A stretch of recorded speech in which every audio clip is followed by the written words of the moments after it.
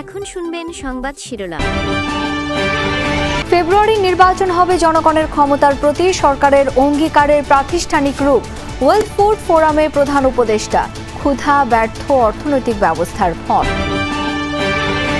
ইসিকে PR ও নভেম্বরে গণভোটের প্রস্তাব জামায়াতের। পিআরের ভবিষ্যৎ সংসদকে দিতে বললেন ফখরুল। উচ্চকক্ষে থাকবে সব সম্প্রদায়ের প্রতিনিধি। সেনানিবাসের একটি ভবনকে সাব জেল ঘোষণা। হেফাজতে থাকাদের গ্রেপ্তার দেখালে নিতে হবে ট্রাইব্যুনালে, জানালেন চিফ প্রসিকিউটর। চাকসুতে শেষ দিনে বিরামহীন প্রচারে প্রার্থীরা। ব্যতিক্রমী প্রচারে রাকসু নির্বাচনের পরিবেশে ভিন্ন মাত্রা। 4 দফা দাবিতে এমপিওভুক্ত শিক্ষকদের কর্মবিরতি। অনেক জায়গায় বন্ধ ছিল পাঠদান, দাবি আদায়ে অনড় শিক্ষকরা। ঐতিহাসিক মুহূর্তের সাক্ষী মধ্যপ্রাচ্য। হামাস ইসরায়েল বন্দি বিনিময় শুরু। মুক্তি পাবে প্রায় 2000 ফিলিস্তিনি। আসসালামু আলাইকুম। এতক্ষণ দেখছিলেন সংবাদ শিরোনাম, এখন দেখবেন বিস্তারিত। ফেব্রুয়ারির জাতীয় নির্বাচন হবে ন্যায় ও জনগণের ক্ষমতার প্রতি অন্তর্বর্তী সরকারের অঙ্গীকারের প্রাতিষ্ঠানিক রূপ। বিশ্ব খাদ্য ফোরামের উদ্বোধনী অনুষ্ঠানে এমনটাই জানিয়েছেন প্রধান উপদেষ্টা ডক্টর ইউনূস। বলেছেন, ক্ষুধা কোনো স্বল্পতার ফল নয়, এটি বর্তমান অর্থনৈতিক ব্যবস্থার ফল, একটি নৈতিক ব্যর্থতা। বক্তব্যে তরুণ, নারী ও কৃষিভিত্তিক উদ্যোক্তাদের জন্য সামাজিক ব্যবসা তহবিল গড়ে তোলার আহ্বান জানান প্রধান উপদেষ্টা। বিশ্ব খাদ্য ফোরাম 2025-এর প্ল্যাটফর্মের উদ্বোধনী অনুষ্ঠানে বক্তব্য রাখেন অন্তর্বর্তী সরকার প্রধান doctor Mohammad Yunus.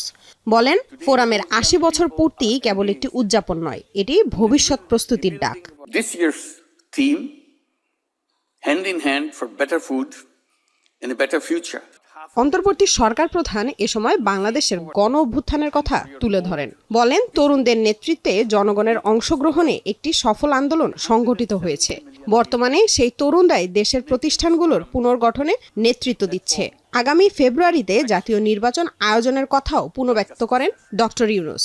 In coming February, we'll hold our national election, and with it, we institutionalize our commitment to justice and people's power.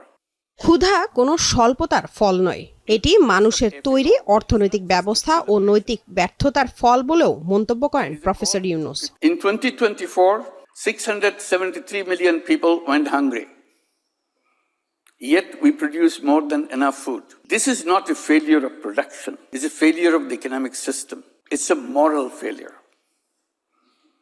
While we couldn't raise a few $1 billion to end hunger, the world spent $2.7 trillion on weapons. Is this how we define progress? Doctor Yunus আরও বলেন, বাংলাদেশের আয়তন ইতালির অর্ধেক হলেও 18 কোটি মানুষের খাদ্য যোগাচ্ছে সরকার। পাশাপাশি 13 লাখ রোহিঙ্গার আশ্রয় ও খাদ্য সহায়তাও দিচ্ছে বাংলাদেশ। বাংলাদেশের মানুষ সত্যিকার অর্থে অসাম্প্রদায়িক বাংলাদেশী। আগামী নির্বাচনে তা আরও একবার প্রমাণ হবে, এমন আশাবাদের কথা জানিয়ে বিএনপি মহাসচিব মির্জা ফখরুল ইসলাম আলমগীর দেশের খ্রিস্টান সম্প্রদায়ের কাছে ধানের শীষের পক্ষে সমর্থন চেয়েছেন। এ সময় বিএনপি মহাসচিব বলেন, পিআর ইস্যু আগামী সংসদের উপর ছেড়ে দিতে হবে। নির্বাচন সামনে রেখে ধারাবাহিকভাবে দেশের বিভিন্ন গোষ্ঠী, সম্প্রদায় ও নানা শ্রেণী পেশার মানুষের সাথে মতবিনিময় করছেন বিএনপি নেতারা। সোমবার সকালে গুলশানে বিএনপি চেয়ারপারসনের কার্যালয়ে খ্রিস্টান সম্প্রদায়ের মানুষের নানা সমস্যা আর সম্ভাবনার কথা শুনেন মহাসচিব মির্জা ফখরুল ইসলাম আলমগীর। আলোচনার এক পর্যায়ে খ্রিস্টান সম্প্রদায়ের প্রতিনিধি থেকে সংসদ সদস্য করার দাবি তোলা হয়। জবাবে মির্জা ফখরুল জানান, সংসদের উচ্চকক্ষে সব সম্প্রদায়ের প্রতিনিধি রাখতে চায় বিএনপি, তাই জাতীয় নির্বাচনে চান সারা দেশের খ্রিস্টান সম্প্রদায়ের সমর্থন। জাতীয় নির্বাচনের আগে নভেম্বরে গণভোট নিতে মানসিকভাবে নির্বাচন কমিশনকে প্রস্তুতি নেওয়ার পরামর্শ দিয়েছে জামায়াতে ইসলামী। একথা জানিয়েছেন দলটির নায়েবে আমির ডাক্তার সৈয়দ আব্দুল্লাহ মোহাম্মদ তাহের। দুপুরে নির্বাচন ভবনে পুরো কমিশনের সাথে বৈঠক করে জামায়াতের 5 সদস্যের প্রতিনিধি দল ব্রিফিংয়ে মোহাম্মদ তাহের জানান, গণভোটের বিষয়ে দলের জোরালো অবস্থান তুলে ধরা হয়েছে ইসির কাছে। নির্বাচনের আগে গণভোট কমিশনের জন্য পরীক্ষামূলক হবে বলেও মন্তব্য করেন তিনি। পিআর পদ্ধতিতে সুষ্ঠু নির্বাচন হবে এমন মতামত জানিয়েছেন জামায়াতের প্রতিনিধিরা। এ সময় প্রবাসীদের ভোটদান, ভোটার তালিকা, জাল ভোট রোধ, নির্বাচনে নিরপেক্ষ কর্মকর্তা নিয়োগ সহ নির্বাচন সংশ্লিষ্ট বিষয় সম্পর্কে জানতে চায় কমিশন। কিছু ক্ষেত্রে পরামর্শ দিয়েছে জামায়াতে ইসলামী। নির্বাচনের আগে গণভোট না দিলে দলের অবস্থান কি হবে সেই প্রশ্নের স্পষ্ট জবাব দলটির নায়েবে আমিরের।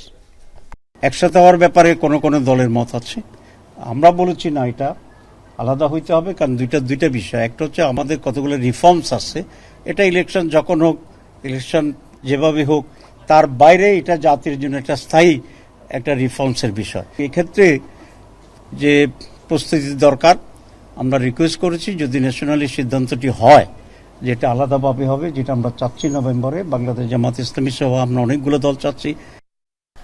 সেনাবাহিনীর হেফাজতে থাকা সেনা সদস্যদের গ্রেপ্তার দেখানো হলে গ্রেপ্তারের 24 ঘন্টার মধ্যে তাদের আদালতে হাজির করতে হবে। ঢাকা সেনানিবাসে MEH ভবনকে সাবজেল ঘোষণার বিষয়ে কথা বলেন চিফ প্রসিকিউটর। এদিন আন্তর্জাতিক অপরাধ ট্রাইব্যুনালে শেখ হাসিনার মামলার যুক্তিতর্কে গাজীপুরের কোনাবাড়িতে পুলিশের গুলিতে শিক্ষার্থী হৃদয়কে হত্যার ভিডিও প্রদর্শন করা হয়। আন্দোলন দমনে বল প্রয়োগের নির্দেশ দিচ্ছেন শেখ হাসিনার এমন একটি ফোন আলাপও শোনানো হয়। 5 আগস্ট শেখ হাসিনা পালিয়ে যাওয়ার খবরে গাজীপুরের কোনাবাড়ি এলাকায় একটি হাসপাতালে অবস্থানরত উচ্ছ্বসিত জনতা বেরিয়ে আসে রাস্তায়। মানুষের মধ্যে ভিডিওতে দেখা যায় কিছুক্ষণ পরই কোনাবাড়ি থানা পুলিশ গুলি ছুটতে থাকে। ছত্রভঙ্গ হয়ে পড়ে আন্দোলনকারীরা। কয়েক মিনিটের মধ্যেই নিরস্ত্র শিক্ষার্থী হৃদয়কে ঘিরে ধরে কয়েকজন পুলিশ। এক পর্যায়ে পিঠে শটগান ঠেকিয়ে গুলি করে তাকে। শেখ হাসিনা সহ 3 জনের বিরুদ্ধে মানবতা বিরোধী অপরাধ মামলার যুক্তিতর্কে এই ভিডিওটি দেখায় প্রসিকিউশন। চিফ প্রসিকিউটর জানান, গুলি চালানো পুলিশ কনস্টেবল আকরামকে গ্রেপ্তার করা হয়েছে। আদালতে স্বীকারোক্তিমূলক জবানবন্দিতে হত্যার কথা স্বীকার করে লাশ কড্ডা নদীতে ফেলে দেওয়ার কথাও জানিয়েছে সে। এই মৃতদেহ তারা একটা গাড়িতে করে তুলে কড্ডা নদীতে ব্রিজ থেকে ফেলে দেয়, সে পর্যন্ত স্বীকারোক্তি আছে। তার মৃতদেহ উদ্ধারের জন্য আমরা ডুবুরি নামিয়েছিলাম, কিন্তু যেহেতু 1 বছর পরে ওইখানে প্রবল স্রোত আছে নদীতে, কোনো কিছু পাওয়া যায়নি। চাকসু নির্বাচনে প্রচারণার শেষ দিনে সরগরম চট্টগ্রাম বিশ্ববিদ্যালয় ক্যাম্পাস। দিনভর ব্যাপক গণসংযোগ করেন প্রার্থীরা। নির্বাচনী অঙ্গীকার তুলে ধরে দেন বাস্তবায়নের আশ্বাস। এবার কেন্দ্রীয় ও হল সংসদে লড়ছেন 908 জন। রাত 10টায় শেষ হয়েছে প্রচারণা। একদিন পর বুধবার ভোট গ্রহণ। সকাল থেকে সরগরম চট্টগ্রাম বিশ্ববিদ্যালয় ক্যাম্পাস। চাকসু নির্বাচনে প্রচারণার শেষ দিনে সব প্যানেলের প্রার্থী এবং স্বতন্ত্র প্রার্থীরা পুরো ক্যাম্পাস চষে বেড়ান।